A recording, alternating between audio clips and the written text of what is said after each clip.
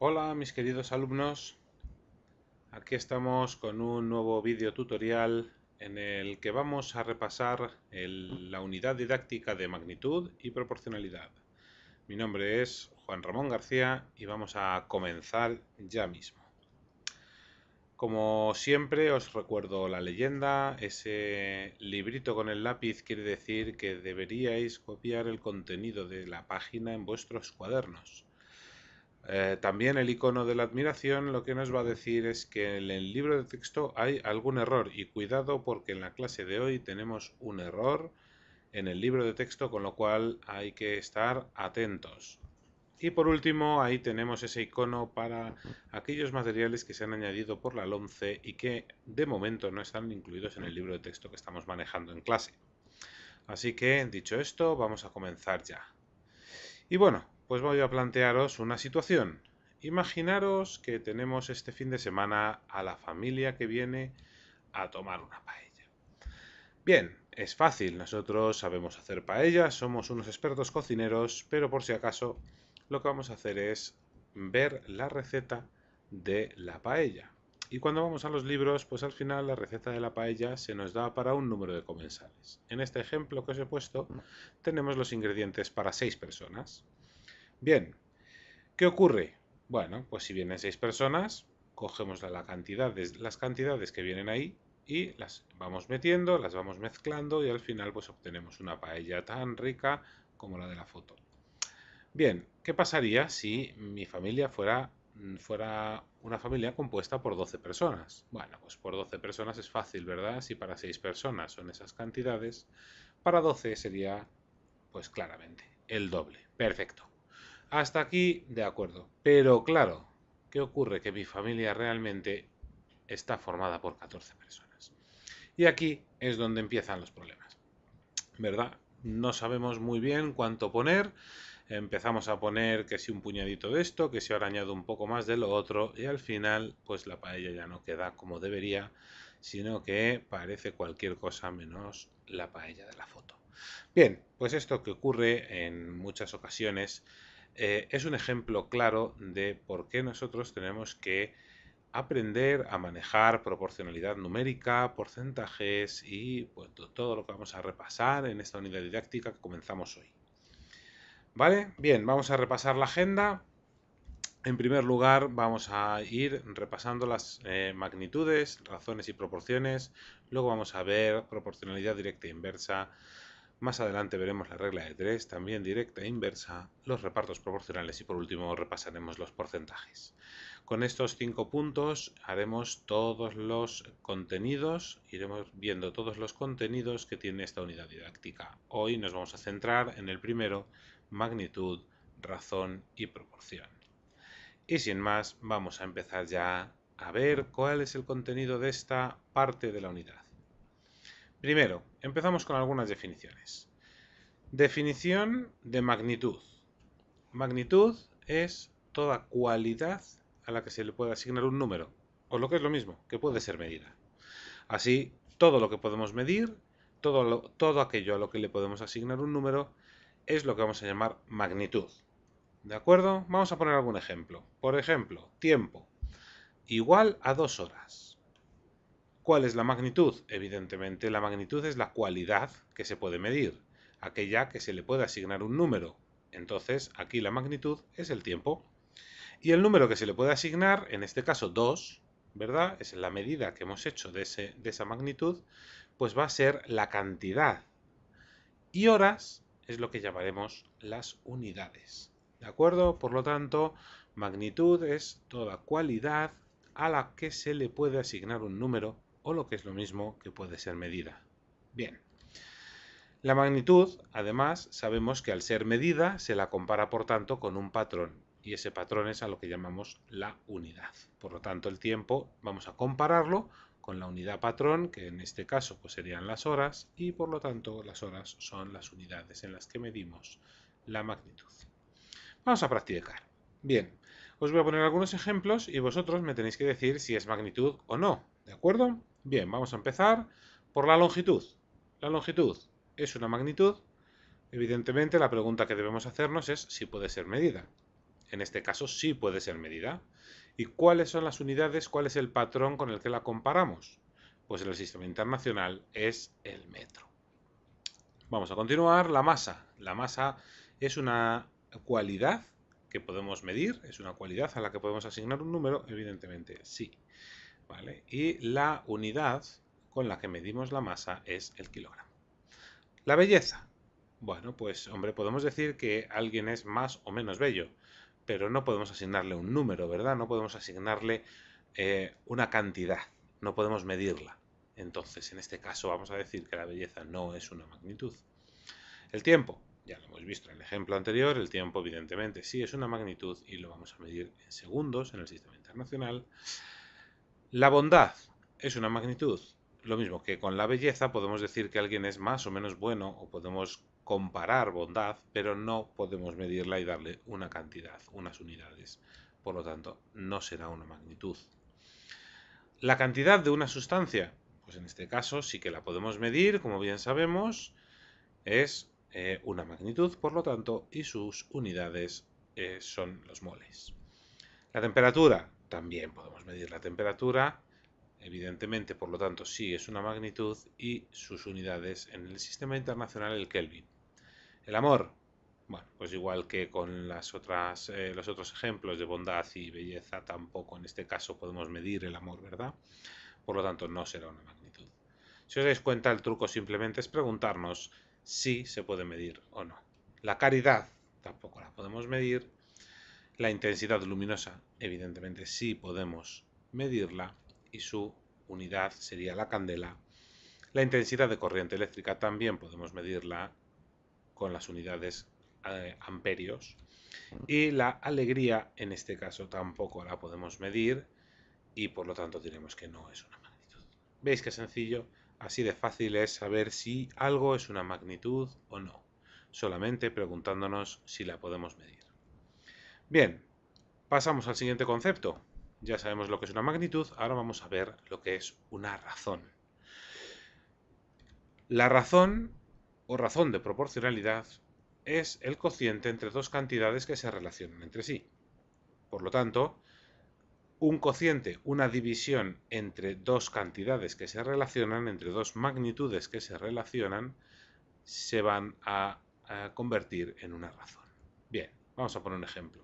En el ejemplo de antes teníamos mi familia que venía, ¿verdad?, a tomar paella este fin de semana y habíamos dicho que en la receta teníamos 600 gramos de arroz para 6 personas. Muy bien.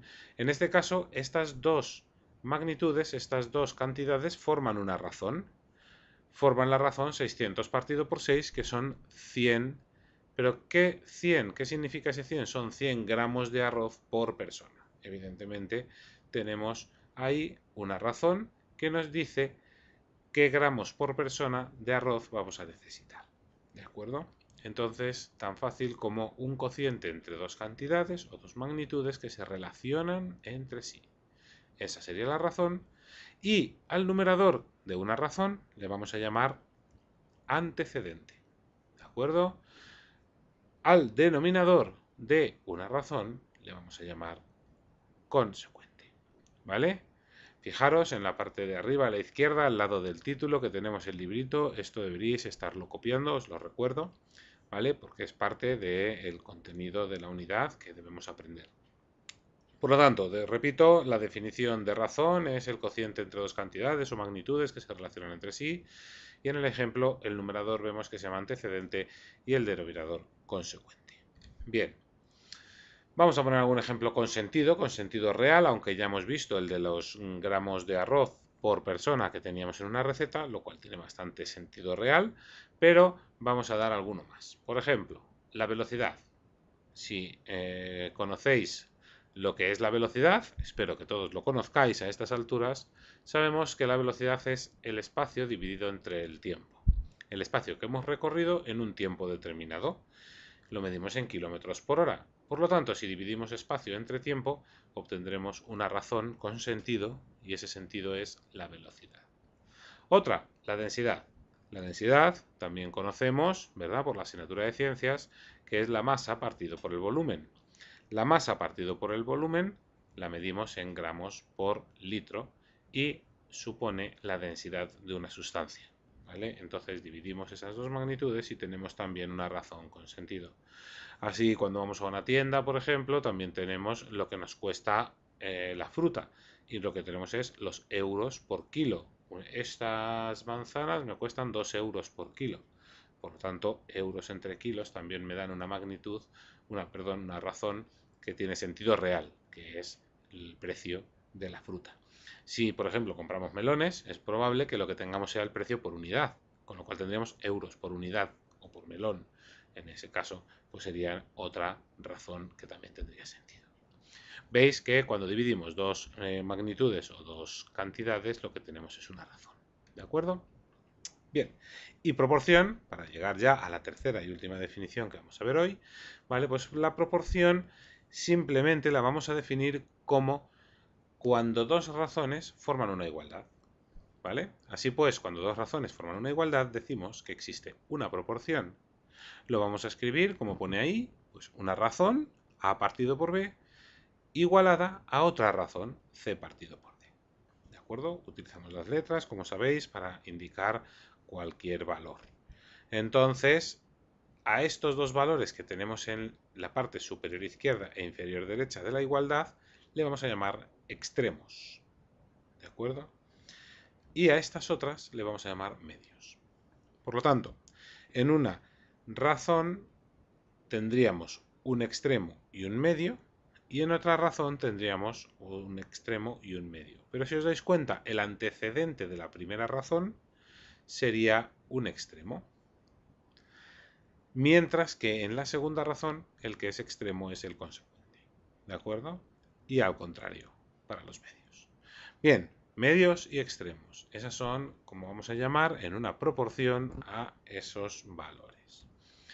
Muy bien, ¿y cómo lo vamos a leer? Pues tan fácil como A es a B, como C es a D. Esa es la forma en la que vamos a leer esa proporción. ¿De acuerdo? Entonces es muy sencillo. Una igualdad de razones, una equivalencia de razones es lo que llamaremos una proporción. Bien, vamos a poner un ejemplo. Por ejemplo, antes teníamos 600 gramos de arroz para 6 personas. ¿Os acordáis? Bueno, pues esa razón, por ejemplo, forma proporción con 1200 gramos de arroz y 12 personas, que decíamos que era el doble. La proporción es la misma. Si os dais cuenta, 600 partido por 6 me dan 100, mientras que 1200 partido por 12 también me dan 100. ¿De acuerdo? Con lo cual la igualdad se mantiene y las dos razones son proporcionales. ¿De acuerdo? Ese es un poco el concepto de proporción. Y vamos a ver dos propiedades de las proporciones. Dos propiedades que son al final las que nos van a ayudar a resolver los problemas. Bien, primera propiedad. En toda proporción, siempre que dos razones formen proporción, el producto de los medios es igual al producto de los extremos. ¿Os acordáis cuáles eran los extremos? Efectivamente, eran A y D. ¿Y los medios? Pues eran B y C. Por lo tanto, si el producto de los medios es igual al producto de los extremos, lo que pondremos es A por D es igual a B por C. Y fijaros que aquí el libro tiene un error, ¿vale? Porque pone A por D igual a B por D. Por lo tanto, tendremos que tener cuidado cuando estudiemos en el libro y corregirlo. ¿De acuerdo? Atentos con esto. A por D igual a B por C. Producto de medios igual a producto de extremos. ¿Y qué nos dice la segunda propiedad? Pues que en una proporción la suma de los antecedentes dividida entre la suma de los consecuentes también forma proporción con las que tenemos. Por lo tanto, si A partido por B es igual a C partido por D, lo que nos dice esta propiedad es que A más C dividido entre B más D también formará proporción con ellas. ¿De acuerdo? Vale, estas son las dos propiedades, no vamos a estudiar más de las proporciones. Bien, de momento hemos visto, repasando un poco, lo que es una magnitud, lo que es una razón. Bueno, magnitud es cualquier cualidad que se puede medir, la razón, que es la división de dos magnitudes, y la proporción, que es la igualdad de dos razones. Muy bien. Pues vamos a comprobar estas propiedades que acabamos de ver para asegurarnos de que no estamos diciendo ningún disparate. Ya sabéis que los matemáticos son gente rara y le gusta comprobarlo todo. Así que vamos a empezar a comprobar estas dos propiedades. Bien, para la comprobación vamos a usar una proporción cualquiera. A mí se me ocurre utilizar 1 partido por 2 igual a 3 partido por 6, o como deberíamos leerlo, 1 es a 2 como 3 es a 6. Por lo tanto, un medio, si lo dividimos, todo el mundo sabe, es 0,5.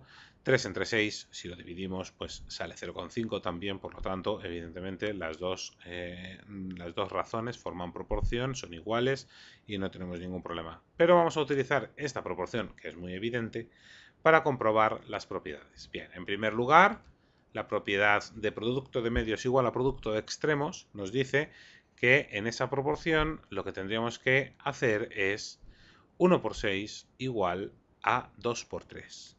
¿De acuerdo? 1 por 6 nos va a dar 6, 2 por 3 nos va a dar 6, y como queríamos comprobar, esto es igual, por lo tanto, la propiedad queda demostrada. Producto de medios es igual a producto de extremos. Perfecto. Y esto sucede siempre que las dos razones formen proporción.